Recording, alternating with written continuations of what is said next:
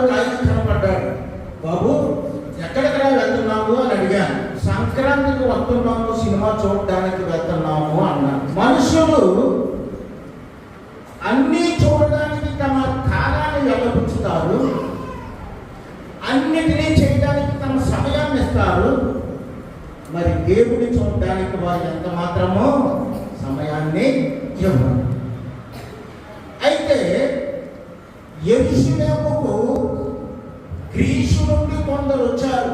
వారు అంటున్నారు కదా ఫిలిప్పు దగ్గరికి వచ్చి, మేము యేసును చూడగోరుచున్నాము. ఏమనుకుంటున్నారటండి? వారు యేసును చూడాలనుకుంటున్నారట.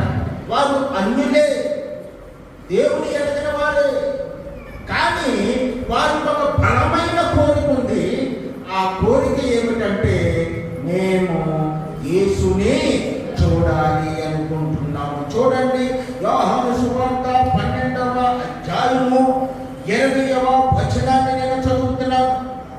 ఆ పండగలో ఆరాధింపవచ్చిన వారిలో కొందరు గ్రీసు దేశస్థులు ఉండిరి. వారు గలిలయలోని బేత్సయిదా వాడైన ఫిలిప్పు వద్దకు వచ్చి, అయ్యా, మేము యేసును చూడగోరుచున్నామని అతనితో చెప్పగా, ఫిలిప్పు వచ్చి ఆంద్రియతో చెప్పాను. ఆంద్రియు ఫిలిప్పును వచ్చి యేసుతో చెప్పిరి. గ్రీసు దేశస్థులు ఫిలిప్పు దగ్గరికి వచ్చి, ఫిలిప్పు యేసు అద్భుతాలు చేస్తాడట, యేసు బోధలు హృదయాన్ని మారుస్తాడట, ఆయన హృదయం ప్రేమను వెదజల్లుతుందట. ఆ ప్రేమ, ఆ బోధలు అవన్నీ మాకు కావాలి. మాకు ఒకసారి యేసును చూపించవా అని అడిగారు. అడిగితే ఫిలిప్పు ఎవరి దగ్గరికి వెళ్ళాడు? ఆంద్రియ దగ్గరికి వెళ్ళాడు. ఆంద్రియ ఫిలిప్పు మాట్లాడుకుని యేసు ప్రభు దగ్గరికి వెళ్ళి, ప్రభువా, అన్య దేశం నుండి వచ్చిన వారు, నీవంటే తెలియని వారు నిన్ను చూడాలని, నీ ప్రేమను పొందాలని ఆశ కలిగి ఉన్నారు అని చెబుతూ ఉన్నారు. ప్రియమైన దేవుని విశ్వాసులారా, మరి దేవుని చూడాలనే కోరిక, దేవుని చూడాలనే ఆశ మనకి ఉండాలి. అపోస్తలుడైన పౌలు గారు 2వ మిషనరీ యాత్ర చేస్తూ ఉన్నారు.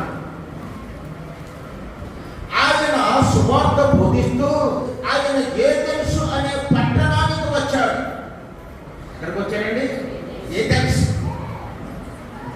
ఏథెన్సు అనే పట్టణానికి వచ్చిన తర్వాత ఆ పట్టణంలో సంచరిస్తూ ఉన్నాడు. యేసే నిజమైన దేవుడని, యేసే లోకరక్షకుడని, ఆయనే సృష్టికర్తని, ఎదురు చూసిన మెస్సయ్యని ఒప్పించుతూ ఉండగా శత్రువు ఊరుకుంటాడా? ఈ శత్రువు ఏం చేశాడంటే, పౌలు మీద, ఆ పౌలుతో ఉన్న వారి మీద అభియోగాలు మోపి, నేరము మోపి, అరియోపగు అనే సభలో నిలబడి ఉన్నాడు. పౌలు ఎక్కడ తీసుకొచ్చారు? అరియోపగు. అది ఒక సభ.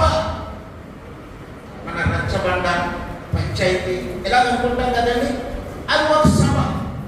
ఆ సభలోకి తీసుకొచ్చి, నువ్వు తెలియని దేవుణ్ణి మా మధ్య ప్రకటిస్తున్నావు అని చెప్పి ఆయన మీద నేరము మోపుతూ ఉండగా, అపోస్తలుల కార్యాలు 17వ అధ్యాయం 23వ వచనంలో, ఏథెన్సు వాసులారా, మీరు సమస్త విషయములో అతి దేవతా భక్తి గలవారై ఉన్నట్టు నాకు కనబడుచూ ఉన్నది.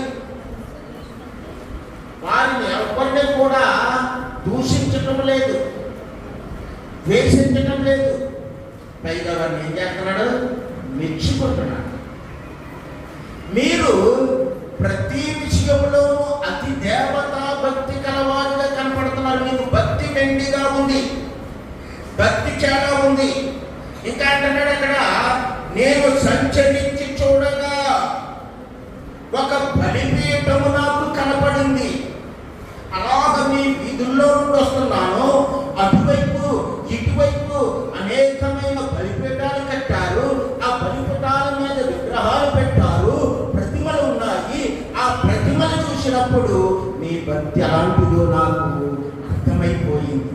అయితే మీరు ఒక్క చోట ఒక బలిపీఠం కట్టి ఆ బలిపీఠం మీద తెలియబడని దేవునికి అని పేరు రాసి ఉంచారు. తెలియబడని దేవుడు. ఆ తెలియబడని దేవుడు ఎవరు? మీకు తెలపడానికి నేను వచ్చాను. మీ కనులకు మరుగు చేయబడిన, మీ హృదయం తెలుసుకోలేని, మీ చెవులు వినలేని, మీరు అద్భుతములు చూడలేని, ఆ చూసిన వాటిని గ్రహించలేని ఆ దేవుడు మాత్రం ఉన్నాడు. ఆ దేవుడు ఎవరు? నేను తెలియపరచాలని వచ్చాను. ప్రియమైన విశ్వాసులారా, ఈ ఏజెన్సీలో లేదా ఆనాటి ఆ రోజులలో దేవుని యొక్క భక్తి భయముతోనూ భక్తితోనూ కొనసాగుతూ ఉండేది. మనకే కూడా చూస్తే మన ప్రాంతంలో కూడా కొందరు మంచి దేవుళ్ళు అని చెప్పి మంచి దేవుళ్ళకి ఒక పూజలు, ఆ కీడు కలిగించే దేవుళ్ళు అని చెప్పి కీడు కలిగించే వారికి ఒక్కో రకమైన దేవుళ్ళు పూజలు చేస్తూ ఉంటుంటారు.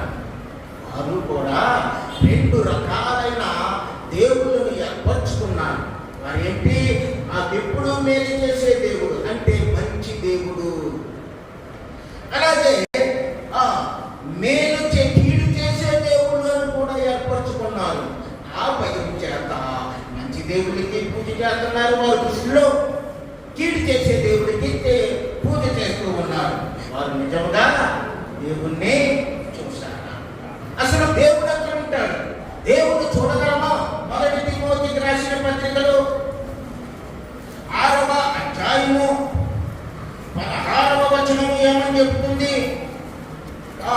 సమీపించడాని తేజస్సులో ఆయన మాత్రమే వసించుచు అమరత్వము గలవాడై ఉన్నాడు. ఆ మనుషులలో ఎవడును ఆయన చూడలేడు, ఎవడును చూడలేరు. ఆయనకు ఘనతయు శాశ్వతమైన ప్రభావమును కలిగి దేవుని చూడాలనుకున్న మనుషులారా, దేవుడిని మేము దర్శించుకోవాలని చూస్తున్న మనుషులారా, దేవుడు ఎక్కడ ఉంటాడో తెలుసా? దేవుడు సమీపించడాని తేజస్సులో ఉంటాడు. ఒక సూర్యున్నే నువ్వు తేరు పారి చూడలేవు నీ మానవ నేత్రాలు, మన కళ్ళు. మరి ఆ కోటాని కోట్ల తేజస్సు గల యేసయ్యను, నా దేవుణ్ణి, మన దేవుణ్ణి నువ్వు చూడగలవా? ఎంత మాత్రము చూడలేము. అక్కడ పౌలు చెబుతున్నది ఏమిటంటే ఆయన సమీపించడానికి తేజస్సులో ఉన్నవాడు. దేవునికి స్తోత్రము కలుగును గాక. ఆయన అమరత్వము గలవాడు. ఆయనకి మరణము లేదు. దేవుడికి మరణం ఏంటండి? మరణం లేదు. ఆయన ఆయన్ని ఎవరు చూడలేడు, ఎవడు చూడనేరడు మనుష్యుడనేవాడు. కాబట్టి ఆ దేవుణ్ణి చూడలేక మనుషులు ఏం చేశారంటే వారికి తోచిన, వారికి నచ్చిన రూపాలను ఏర్పరచుకున్నారు. వారు ఆలోచనకు తగినట్లు ఒక ప్రతిమలను సృష్టించుకున్నారు. అవే దేవుళ్ళని, అవే మమ్మల్ని కాపాడతాయని ఆలోచన చేసి ఆ ఆలోచన ప్రకారంగా వారు అక్కడ ఆరాధనలు చేస్తూ ఉన్నారు. పౌలు ఆ దారి గుండా వెళుతూ, ఈ తెలుసులారా మీ భక్తి పోతుంది, మీరు అతి భక్తి గలవారని నాకు తెలుస్తుంది, కానీ మీరు నిజమైన దేవుణ్ణి చూస్తున్నారా? నిజమైన దేవుణ్ణి కనుగొన్నారా? కనుగొనకపోతే రండి నేను చెప్తాను. అదిగో ఆ ఆఖరు బలిపీఠం మీద రాసి ఉంచాడు చూసారా, తెలియబడని దేవుడికి అని. ఆయన తెలియబడని దేవుడు కాదు, ఆయన నీకు జీవమిచ్చి నిన్ను రక్షించి నిన్ను కాపాడే ప్రభువైన యేసుక్రీస్తు దేవుడికి స్తోత్రం కలుగునుగాక అని చెప్పగా అక్కడ వారు నిజమైన దైవ దర్శనము కొందరు పొందారు, కొందరు విముఖులై వీరిని దూషించారు. మరి ఇక్కడ చూస్తే ఈ దేవుణ్ణి ఎలాగ ఎందుకు మారుస్తున్నారు? రోమీయులకు రాసిన పత్రిక అంటుంది 1వ అధ్యాయం 23వ వచనములో, వారు అక్షయుడగు దేవుని మహిమను క్షయమగు మనుషుల యొక్క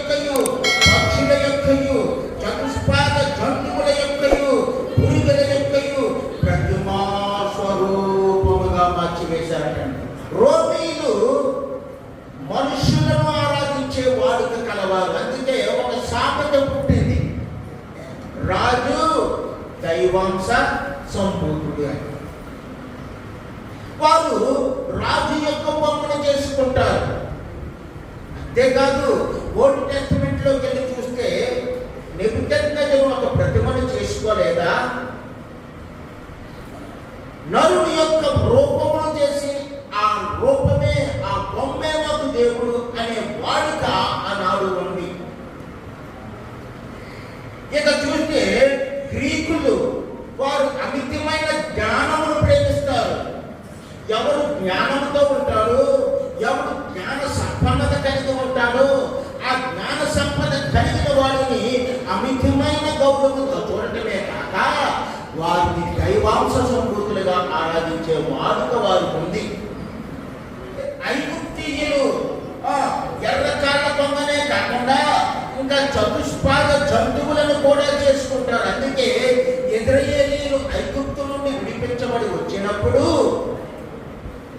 మోసే 40 రోజులు సీనాయి పర్వతం మీద దేవుడి దగ్గర దేవుడి యొక్క వాక్యమును పొందుతూ ఉన్నప్పుడు ఆలస్యమైందని మీరేం చేశారంటే, అహరోను నీ తమ్ముడు ఏదో మాకు తెలియదు, మమ్మల్ని నడిపించడానికి మాకు ఒక దేవుడు కావాలా, ఇదిగో మా చెవులకి ఉన్నా, ఇదిగో మా చేతులకు ఉన్నా, మా మెడలకు ఉన్నా బంగారు వెండి వస్తువులన్నీ నీకు ఇస్తున్నాము, నువ్వు ఒక రూపమును మాకు చెయ్యంటే అక్కడ ముందు వచ్చిన అహరోను ఏం చేశాడంటే దూడ రూపమును చేశాడంటే వారికి దూడను కూడా పూజించే ఆచారం ఉంది. అశ్షూరీయులు ఉన్నారు. ఇప్పుడు నేను ఉత్తర ఇరాకు ప్రాంతము. ఈ అశ్షూరీయులు ఆ రోజుల్లో పేడ పురుగులను కూడా పూజించేవారు. కొన్ని దేశాల్లో కప్పలను పూజిస్తారగా, కొన్ని దేశాల్లో బల్లుల్ని పూజిస్తారగా, కొన్ని దేశాల్లో మరి ఆ సర్పంలో పూజిస్తారుగా. మరి వీరు పేడ పురుగులను కూడా ఆరాధించే వాడుక అశ్షూరీయులకు ఆనాడు ఉంది. అందుకని పెట్టి మరి దేవుణ్ణి ఆరాధించవలసిన మానవుడు వాడు మతి చెడి దేవుణ్ణి చూడలేక, దేవుణ్ణి గ్రహించలేక, ఆయన స్వరూపమును పొందుకోలేక ఇది ఏం చేశాడంటే మానవుడు ఈ సృష్టిలో ఉన్న మనుషుల రూపములలో, జంతువుల రూపములలో, ప్రకృతిలో ఉన్న మరి ప్రతి వాటిని చేసుకుని అదే దేవుళ్ళని సాగిల పడుతూ వచ్చాడు. అది నిజమైన ఆరాధన కాదు. అయితే కొందరు గ్రీకులు తెలుసుకుని యెరూషలేములో దేవుణ్ణి ఆరాధించడానికి వచ్చారు. అదే ఇందాక చదువుకున్నాం యోహాను సువార్త 12వ అధ్యాయం కదా, ఇందాక చదువుకున్న ఆ వాక్యములో ఆ గ్రీకులు ఏం చేస్తూ ఉన్నారంటే ఫిలిప్పు దగ్గరికి వెళ్ళి, అయ్యా నిజముగా మీతో ఒక దేవుడు సంచరిస్తూ ఉన్నాడట, ఆ దేవుడు అద్భుతాలు చేస్తున్నాడట, ఆయన పేరు యేసట, యేసు దగ్గరికి మమ్మల్ని తీసుకువెళ్ళరా, దేవుణ్ణి చూడాలని వచ్చారు. వారి కోరిక దేవుణ్ణి చూడాలి. మరి ఎవరు దేవుణ్ణి చూడగలరు? 17వ కీర్తన 15వ వచనంలో నేనైతే నీతి గలవాడనై నీ ముఖ దర్శనము చేసేదను, నేను మేల్కొనినప్పుడు నీ స్వరూప దర్శనముతో నా ఆశను తీర్చుకుని, నా ఆశ తీర్చుకోవాలి. ఇక్కడ మాట్లాడుతున్న మాటను మనం పట్టుకొని చూద్దాం. ఎవరు దేవుణ్ణి చూడగలరు అంటే నీతి గలవారు దేవుణ్ణి చూస్తాడు అంటున్నాడు దావీదు. ఈ లోకంలో నీతితో ఉన్నవారు ఎవరైనా ఉన్నారండి? నీతిమంతుడు లేడు, ఒక్కడును లేడు. ఒక రాజు ఉన్నాడు, రాజ్యంలో పరిపాలిస్తున్నాడు. ఆ రాజ్యంలో దొంగతనాలు అచ్చులు చేసే ఒక దొంగ భటులకు చెక్కి రాజ ఆ స్థానంలోకి ప్రవేశపెట్టబడ్డాడు. అతని యొక్క దుశ్చర్యను చూసిన రాజు అతనికి మరణ శిక్ష విధించేశాడు. ఏం విధించాడండి? మరణం, గురి తీసేయాలి. గురి తీసే ముందు అక్కడ మరి వారి చివరి కోరికలేదో తీర్చే విషయం ఉంటుంది కదా. మేము గురి తీస్తున్నాము, నీ చివరి కోరికతో చెప్పుకో అన్నారు ఆ దొంగ దగ్గర. అతను అన్నాడు, నేను రాజుగారి చెవిలో ఒక మాట చెప్పాలి అని చెప్పి అన్నాడు. రాజుగారి దగ్గరికి తీసుకెళ్ళారు. అప్పుడు రాజుగారి దగ్గరికి తీసుకెళ్తే రాజుగారితో అంటున్నాడు కదా, రాజా నాకు బంగారం పండించడం వచ్చు అన్నాడు. ఏం పండించడం వచ్చు? బంగారం పండించడం వచ్చు. అవునా, బంగారం పండించడం వచ్చైతే నా రాజ్యంలో ప్రతి పల్లెలో బంగారాన్ని పండించేస్తాను. ప్రపంచంలో నేనే పెద్ద రాజ్యాన్ని అయిపోతాను, ధనవంతమైన రాజ్యాన్ని మార్చేస్తాను. అదేదో మాకు చెప్పరాదు అన్నాడు. అదేదో మాకు చెప్పరాదంటే, అయ్యా కొన్ని బంగారు విత్తనాలు నా దగ్గరికి తీసుకురండి, వాటిని నేను మంత్రించి ఇస్తాను, అవి చల్లితే బంగారం పండేస్తుంది అన్నాడు. రాజు 10,000 నుండి బంగారు విత్తనాలు తెచ్చాడు. తెచ్చడం చేతిలో పెట్టాడు, మంత్రించాడు. మంత్రించి రాజుకి ఇవ్వబోతూ ఉన్నాడు. అయ్యా ఈ విత్తనాన్ని చేతిలో పెడుతున్నాను కదా, నువ్వు ఏనాడు అబద్ధమాడకూడదు, ఏనాడు దొంగతనం చేయకూడదు, నువ్వు నీతిగా బ్రతికిన వాడు అయితే ఈ విత్తనాలు చదివితే అవి చక్కగా మనిషి బంగారం పంట పండిస్తావు అంటాడు. రాజుకి తన క్యారెక్టర్ గుర్తొచ్చింది. నేను ఎన్నో అబద్ధాలు ఆడుతున్నాను, దొంగతనాలు చేస్తున్నాను, దోచుకుంటున్నాను, అన్నీ చెడులు నాలో ఉన్నాయి. నేనేసిన విత్తనాలు మొలకెత్తలేదంటే రాజ్యంలో ఉన్న వాళ్ళంతా మా రాజు మంచోడు కాదు అనుకుంటారు అని చెప్పి, వద్దు వద్దు వద్దు, నేను దానికి తగిన వాళ్ళు కాదు, రాణి ఉంది, రాణిని ఇవ్వండి అన్నాడు. అప్పుడు రాణి పెత్తరపోయింది. రాజా రాజా మీకు చెప్పడం మర్చిపోయాను, మాకు కుటుంబం ఉంది, మా చెల్లి ఉంది, మా అక్క ఉంది, మా అమ్మ ఉంది, అందరూ ఉన్నారు. నీకు తెలియకుండా ధనాగారంలో ఉన్న వస్తువులని, డబ్బుని వారికి నేను సప్లై చేస్తున్నాను అంటే దొంగతనం చేస్తుంది. నేను వేసిన విత్తనాలు మనం అయితే నమ్మకంగా పనిచేస్తున్న నా మంత్రి ఉన్నాడు, మంత్రికి ఇవ్వండి అన్నాడు. మంత్రి ఏమంటున్నాడు, అయ్యా నేను కూడా తగ్గినవాడిని కాదు, నేను దొంగ లెక్కలు రాస్తున్నాను, నేను 10కి 8 రాసి 10 ఖర్చు పెట్టి 8 నేను జేబులో వేసుకుంటున్నాను, నేను కూడా మంచివాడిని కాదు. మరి ఎవరు మంచివాడు? అప్పుడు సభలో అందరూ ఉన్నారు. నేను మంచివారు కాకపోతే కాకపోవచ్చు, మీలో ఎవరో ఒకరు మంచివాళ్ళు ఉంటారు కదా, ఆ మంచి వాళ్ళు ఎక్కడ ఉండండి అన్నాడు. ఉండాలంటే ఒక్కటే ఉండు. అందరూ అమ్మో అమ్మో నేను మంచి వాళ్ళు కాదని అందరూ. నీతిమంతుడు లేడు, ఒక్కడు లేడు, ఎవరు కూడా నీతిమంతుడు లేదు.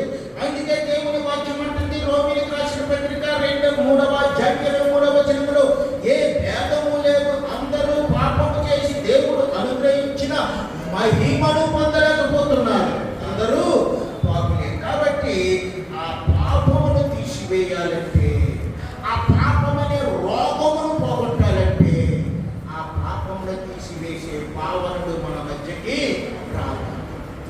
ఆ పాపమును తీసివేసే పరిశుద్ధులు మనకి దేవుడిగా ఉండాలి. అటువంటి దేవుడే ఈ గ్రీకులు తెలుసుకోవాలని ఆశతో ఉన్నారు, ఉచితతో ఉన్నారు. పిలుపుని అడిగారు, ఆంద్రియతో కలిసి అడిగారు. ఆంద్రియా పిలుపు వెళ్ళి యేసు దగ్గరికి వచ్చి విషయాన్ని చెప్తున్నారు. అయ్యా మీ దర్శనము వారికి కావాలి, మీ దర్శనము వారికి కావాలి. యేసు ఎలాంటి వాడు? ఆయన పాపముల నిమిత్తమై మన కోసము వచ్చిన వాడు. చాలా మంది దేవుణ్ణి చంపడానికి వస్తారు. మరి మన యేసయ్య చచ్చిన మనల్ని బ్రతికించడానికి వచ్చాడు. ఎఫెసీయులకు రాసిన పత్రిక అంటుంది కదా, 2వ అధ్యాయం 1వ వచనము, పాపము వలనను అతిక్రమ వలనను చచ్చిన వారమైన మనలను ఆయన బ్రతికించడానికి వచ్చాడు. ఆయన రక్షకుడిగా వచ్చాడు. ఆయన నీ పక్షము నుండి నీ కోసము ఆయన ప్రాణములు ఇవ్వడానికి వచ్చాడు. ఆయనే నిజమైన దేవుడు, ఆయనే నిజమైన దేవుడు. అందుకే పౌలు అంటున్నాడు కదా, మేము సిలువ వేయబడిన క్రీస్తును తప్ప మరి దేనిని ఎరుగం. ఎందుకు ఆయన్ని ఆ విధంగా ప్రేరేపించింది దేవుని వాక్యము అంటే, పౌలు దేవుని వాక్యం చేత పట్టబడ్డాడు, పౌలు దేవుని ప్రేమ చేత పట్టబడ్డాడు, పౌలు దేవుని కొరకు తన జీవితాన్ని ఇవ్వాలి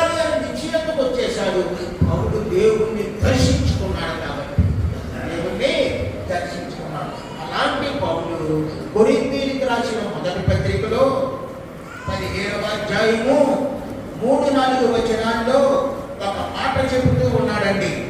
లేఖనముల ప్రకారము మన పాపముల నిమిత్తము సమాధి చేయబడును, లేఖనముల ప్రకారము 3వ దినమున లేపబడును. అంటే ఇక్కడ లేఖనములు అనే మాట మనము వాక్యము అని అర్థం చేసుకోవాలి. లేఖనములు అంటే ఏంటంటే వాక్యము. వాక్యం ఎక్కడుంది? మనకు తెలుసు వాక్యం ఎక్కడుంది. యోహాను సువార్తలో మనం అనుకుంటాము మొదటి అధ్యాయము 1వ వచనంలోనే ఆదియందు వాక్యము, ఆదియందు వాక్యము ఉండెను, వాక్యము దేవుని యొద్ద ఉండెను, ఆ వాక్యమే దేవుడై ఉండెను. ఆ దేవుడు 14వ వచనంలోకి వచ్చేటప్పటికి కృపా సత్య సంపూర్ణుడిగా మన మధ్య సంచరించాడు. కృపా సత్య సంపూర్ణుడిగా ఏం చేశాడండి? మన మధ్య సంచరించాడు. ఆయన బోధించాడు, ఆయన ప్రేమించాడు, ఆయన స్వస్థపరిచాడు, ఆయన ఆకలికి ఇచ్చాడు, ఆయన డబ్బులకి ఇచ్చాడు.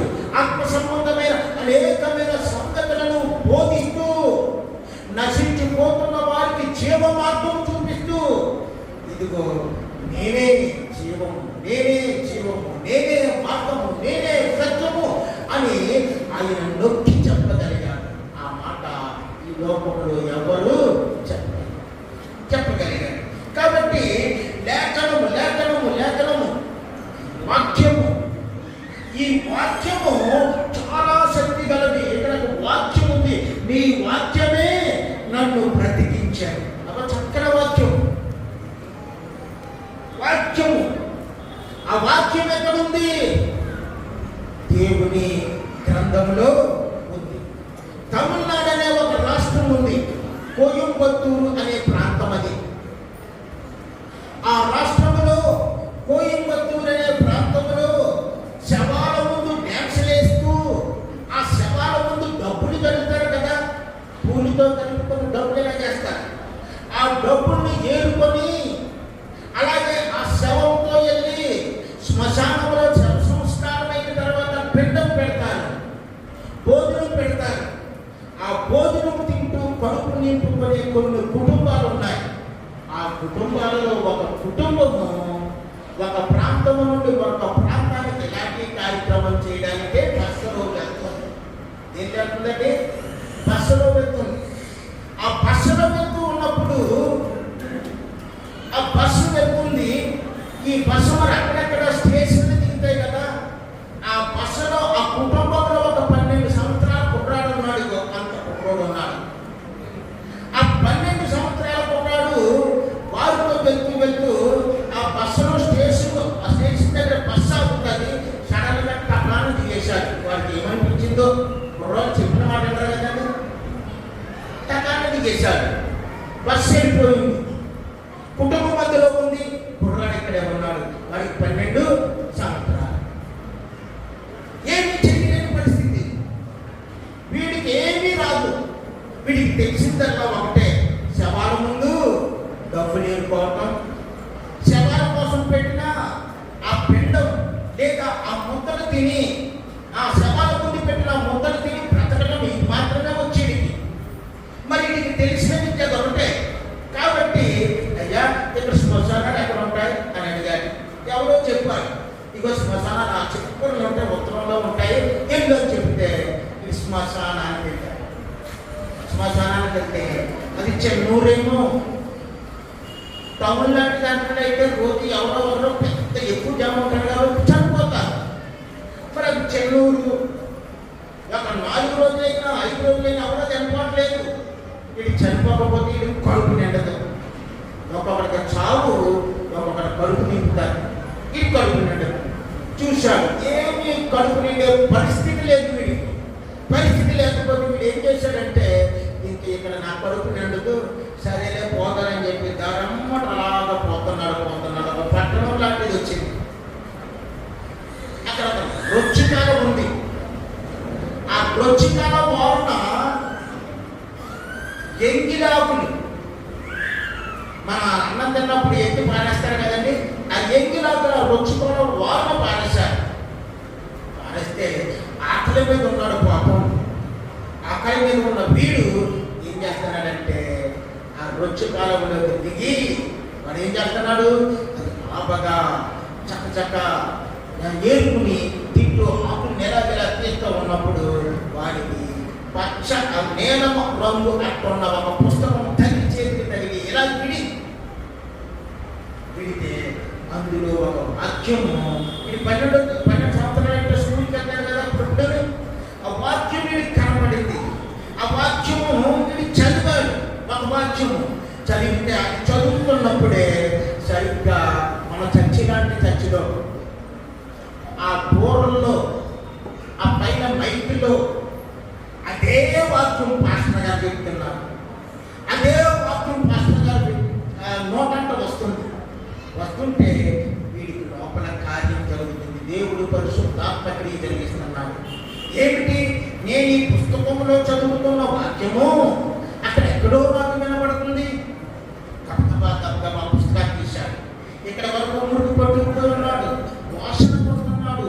ఆ పుస్తకం కూడా మురికిగా ఉంది. అది నీలమ రంగు అంటున్న పుస్తకము. అది తీసుకుని ఆ మాటలు వినబడుతున్న ఆ వైపుకి వచ్చాడు. గబగబా ఇలాంటి చర్చిలోకి వచ్చాడు. ఆకలి మధ్యలో ఇలాంటి 3 కుర్రలు కూర్చొని ఉన్నారు. ఈ వాక్యం మీద వీడి గురుంది. దేవుడు అలా నడిపిస్తున్నాడు. వచ్చి గబగబా మురికి పట్టలతో వాసనతో వచ్చి ఆ దగ్గర అతను కూర్చొని పోయాడు. వీళ్ళు అనుకున్నారు, అబ్బో ఎంత గొప్ప చేస్తుందో బ్యాడ్ అని చెప్పి అక్కడికి వచ్చేసారు. వచ్చేస్తే ఆ వాక్యం వింటున్నాడు. ఆ వాక్యం మీద పాస్టర్ గారు బోధిస్తూ ఉన్నారు. ఇతని హృదయం పరివర్తన చెందుతుంది.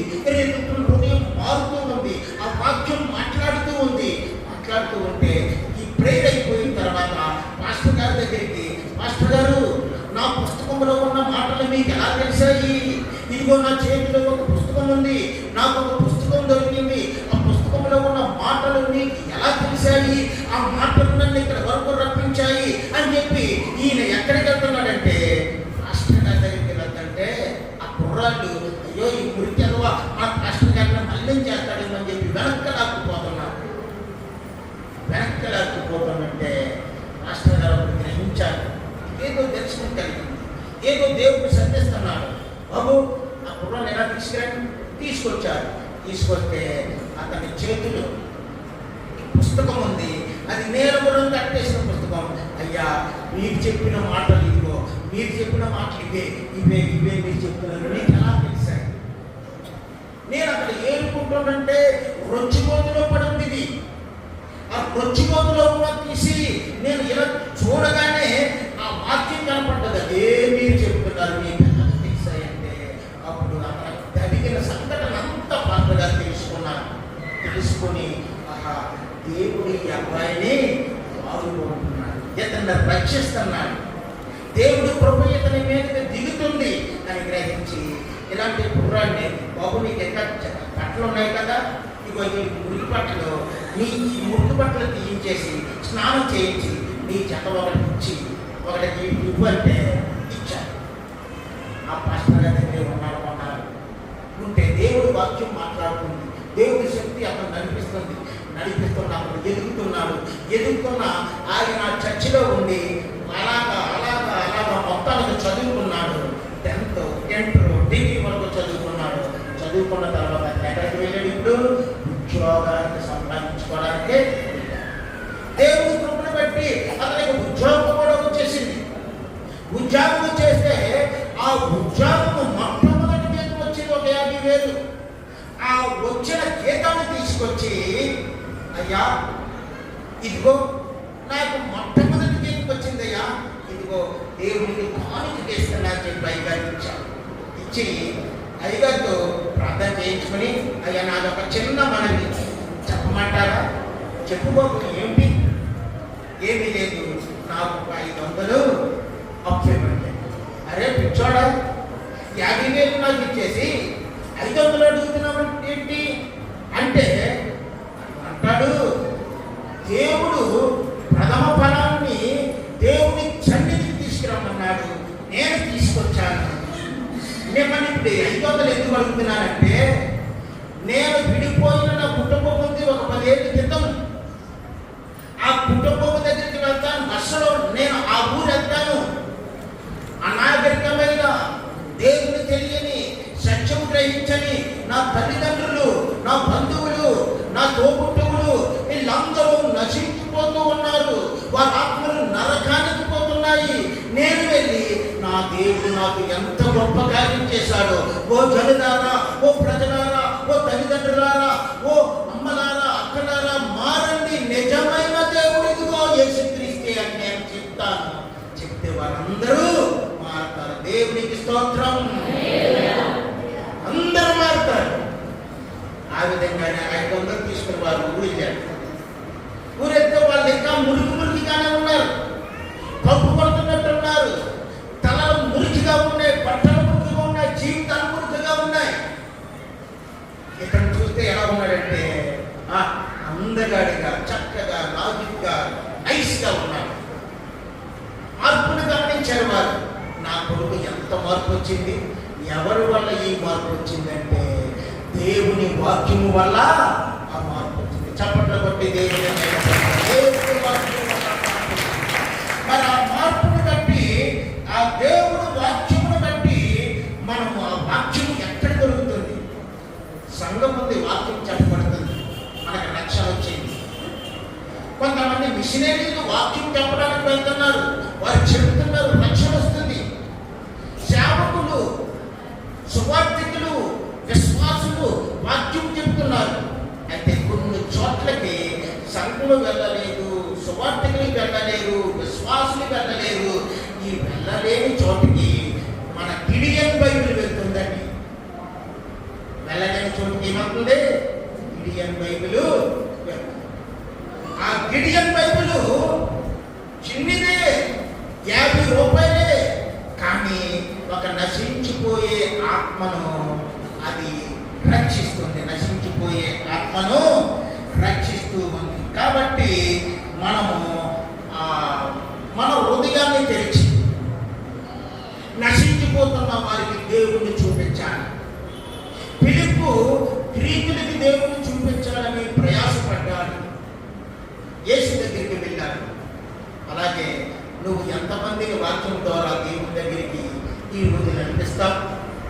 నువ్వు ఇచ్చే ఒక 50 రూపాయలు ఇలాంటి నశించిపోతున్న ఒక కుర్రవాడిని నశించిపోకుండా కాపాడుతుందేమో, వారి కుటుంబాన్ని కాపాడుతుందేమో, వారి ఊరిని కాపాడుతుందేమో. ఆ అబ్బాయి ఎంతో మందికి సాక్షిగా మారిపోయాడు. ఆ కుటుంబానికి రక్షణ వచ్చింది. ఎవరో ఇచ్చారు, పాపం మీలాంటి మహానుభావులు ఇచ్చారు. ఒక 100 రూపాయలు ఇచ్చింటారు, 200 ఇచ్చుంటారు, 500 ఇచ్చుంటారు, 1000 ఇచ్చుంటారు. ఎందుకు? ఎందుకంటే నశించిపోతున్న వారిని దేవుని వాక్యము కాపాడుతుంది, రక్షిస్తుంది. నశించే వారిని అది దేవుని యొద్దకు తీసుకొస్తుందనే ఉద్దేశంతో ఇచ్చుంటారు. మనము కూడా అలాంటి విశాలమైన హృదయం కలిగి ఈరోజు దేవుడు నాతో మాట్లాడారు. ఒకవేళ నేను ఇచ్చే ఈ కానుకతో ఒక 4 బైబిళ్ళు వస్తే, నలుగురు తెలియని వాళ్ళకి వెళ్తే ఆ ఆత్మను ఈ వలనే రక్షింపబడ్డాయి. అప్పుడు దేవుడు నేను ఏమంటాడో తెలుసా? పరలోకంలో, శబాష్ నమ్మకమైన దాసురాగా, శబాష్ నమ్మకమైన